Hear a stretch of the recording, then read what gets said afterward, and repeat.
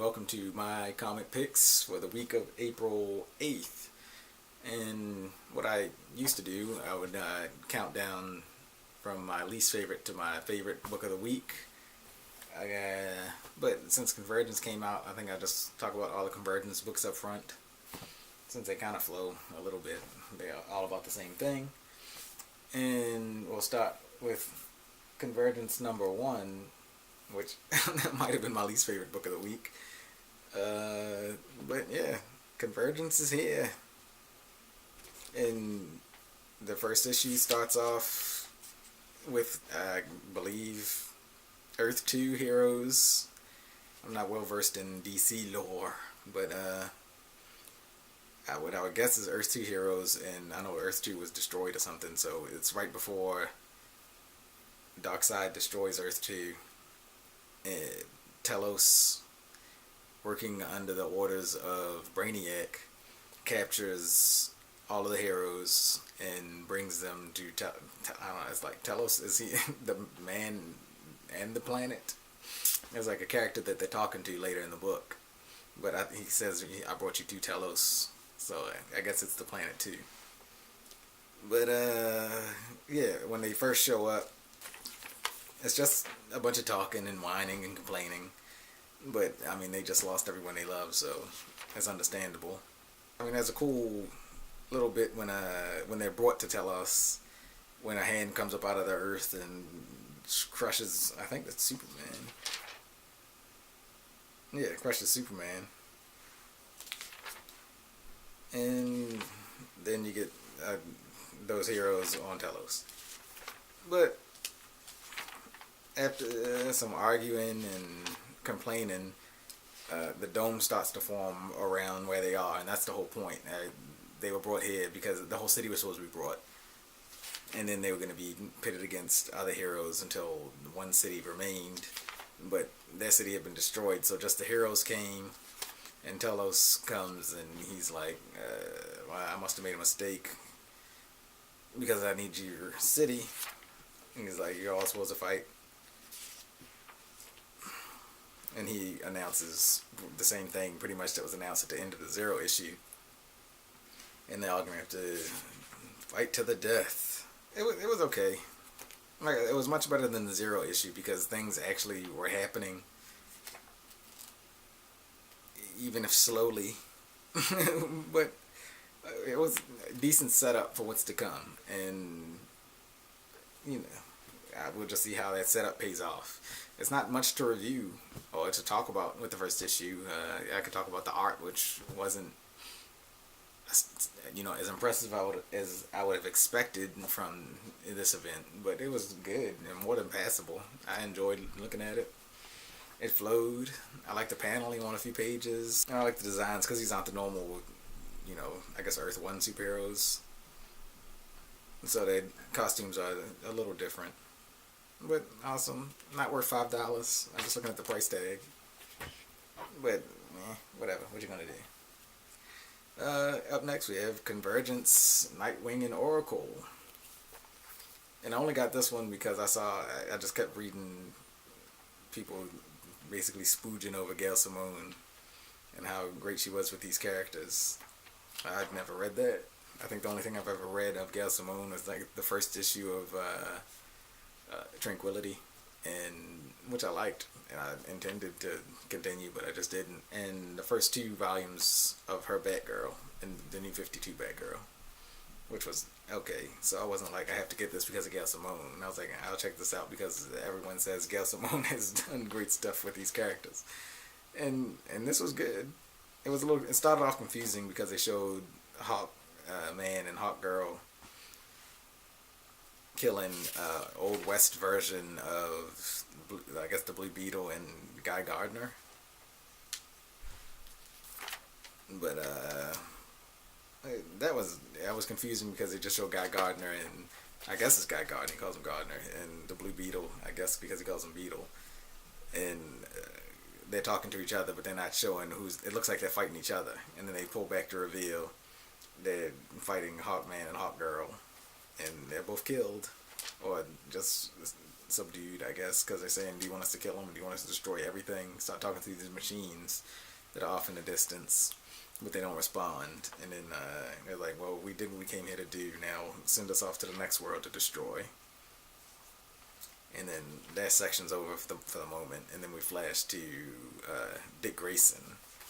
And he's doing his crime fighting thing, but the dome has already fallen over this Gotham City. And he's fighting Dr. Freeze, Mr. Freeze. And Mr. Freeze just gives, he's like, whatever, what's the point? We're just trapped in this dome city, we're all gonna die anyway. Arrest me, I don't care anymore. And that seems, and Oracle, Barbara Gordon, is narrating, and she feels basically the same way. She's like, what's the point? But she's keeping up a brave face, I guess, for Dick Grayson. It just goes on with their story. They go on a date. He proposes to her. She turns him down because she's like, there's no point to anything, whatever. I'm just depressed and want to die. So I'd be no good wife for however long we have left anyway. And then Hawkman and Hawkgirl show up and pretty much kick Nightwing's ass. And then Barbara Gordon tries to reason with him. And she's like, give us, they try to reason with her. They say, give us your city and we'll let you live. Because we don't have, our world was destroyed and we want to carry on our planet's legacy. And Barbara Gordon, Dick Grayson's like, hell no. But Barbara Gordon agrees, talks him down for a day or whatever. They said, we'll come back in a day after to get your decision. And Dick Grayson's preparing, and apparently Oracle, Barbara Gordon, has a plan of her own that she's working on. But that will all be taken care of, resolved in issue 2. And this was interesting. Like I said, this was better than Convergence #1. But it wasn't great. If this was an ongoing series, I wouldn't pick it up. But it's just one more. So I'm curious enough to... How much was this? I'm curious enough to spend $3.99 to find out what happens next. Then we get The Question, Convergence The Question. And this is Greg Rucka writing. And yeah, Greg Rucka's what I picked up. I like Greg Rucka, though I've never read much of his Question. But this is the same setup, and that's how these got a little tiring. Like if I would have picked up the other 2 or 3 that came out, I would have probably been bored with the whole concept by the end of it, because they're under the Dome City again, and they're just showing how they adapted to life under the Dome City. And here it's a different look because you have different characters, but they're still in Gotham here, and yeah, they're still in Gotham. Harley Quinn's coming up next. They're still in Gotham and Harley Quinn.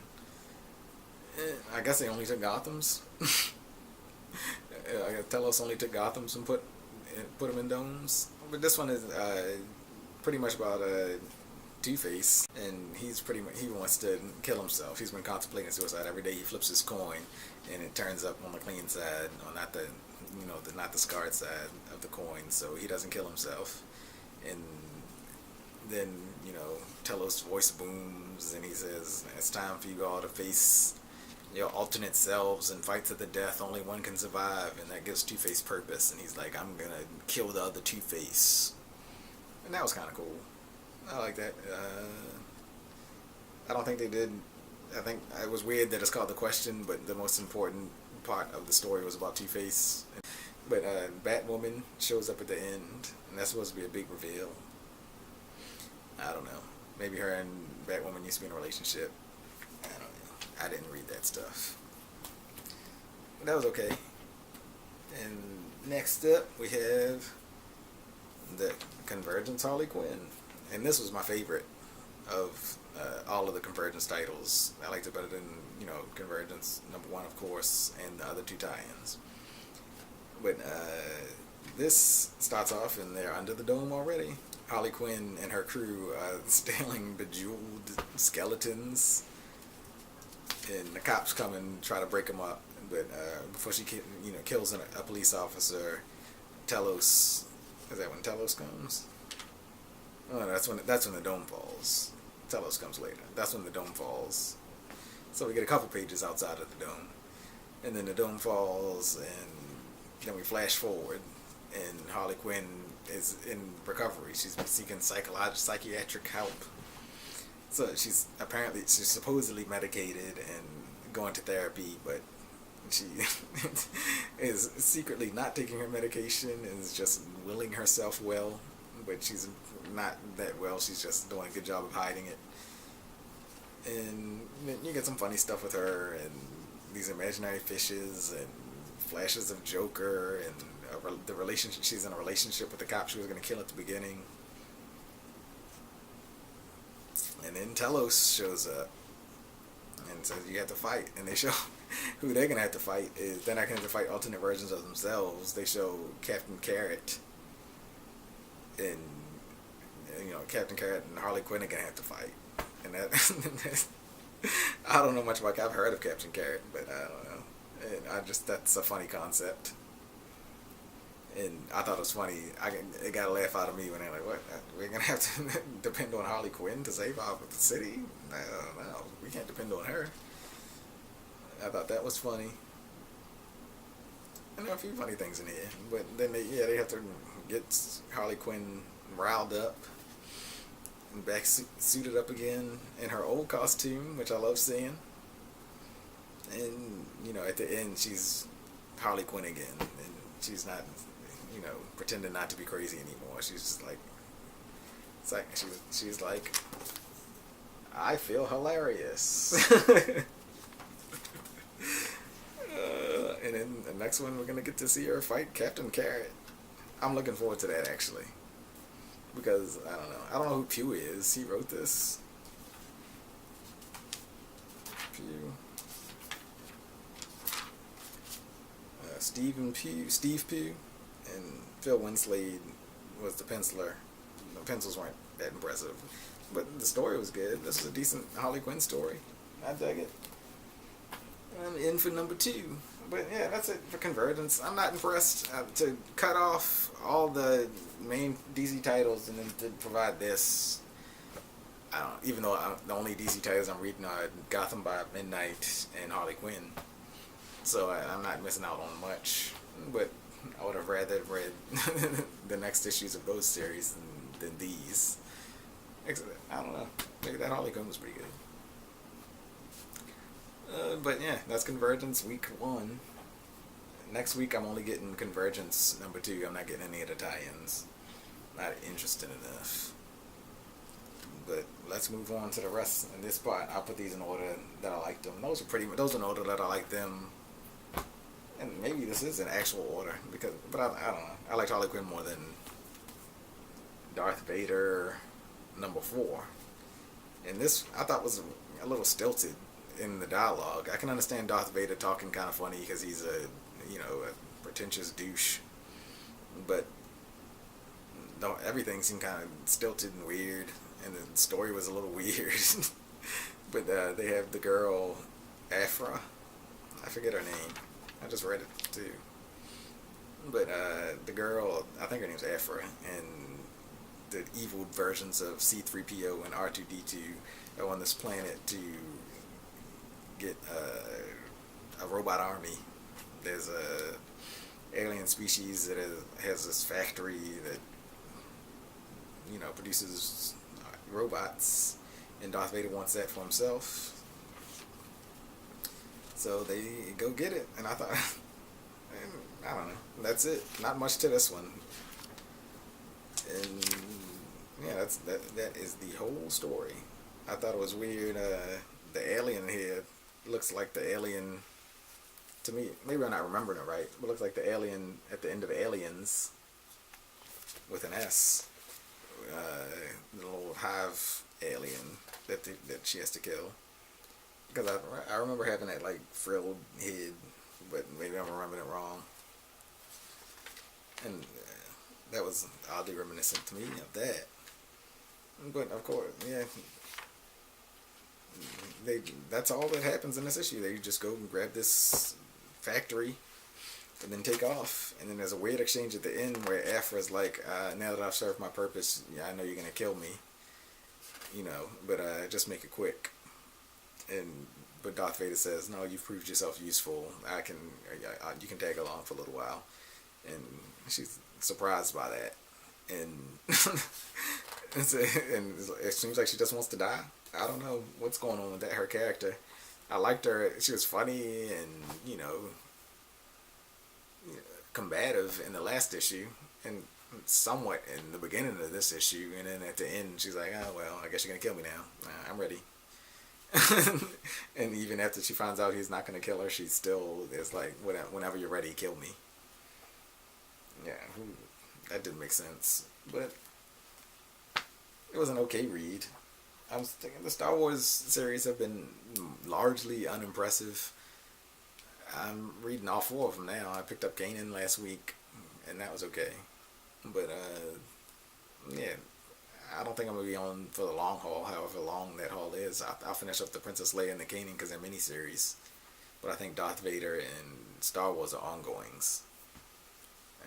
So we'll have to wait and see on that one. And then we have Edward Scissorhands, number 6. And this whole series takes place like 2 generations after the movie. So Edward Scissorhands is pretty much forgotten. He's like a myth. But the granddaughter of, I guess, Ken Boggs, Winona Ryder's character, goes back up to the castle and gets him in the last one. And then he's vilified and they think he's kidnapping kids, but he's not. And in the beginning of this one, it shows that, the town has accepted him. He's living back in the castle and they're fixing it up. And we start to focus a little bit more on his feelings and state of being, and his, being an outcast, because he sees this infomercial or a television reality show that's like, I guess, Extreme Makeover, and where they take people with deformities and, make them normal. And Edward Scissorhands clearly isn't normal, so he wants to do that. But the girl, Kim, I guess the main girl of this series, I can't think of her name, and tells him, it's like, no, you're fine. Whatever. Why do you want to change yourself? And, but he does. Basically, the whole thing in this issue, there's like a little bit where the mother finds her daughter's diary and she's debating for a ridiculous amount of time, in story, not page time, but in story time, on whether she should read it. But then she realizes she's been wasting too much time and has to pick up her daughter, so she doesn't get the chance. And I don't know, there's some funny stuff in here, and I like the way it looks. Kind of cartoony. It looked like, I think it reminds me of the way the old Beetlejuice cartoon looks. And I don't know if they did that on purpose, so it's supposed to be the same universe. But it looks, unless I'm remembering that incorrectly.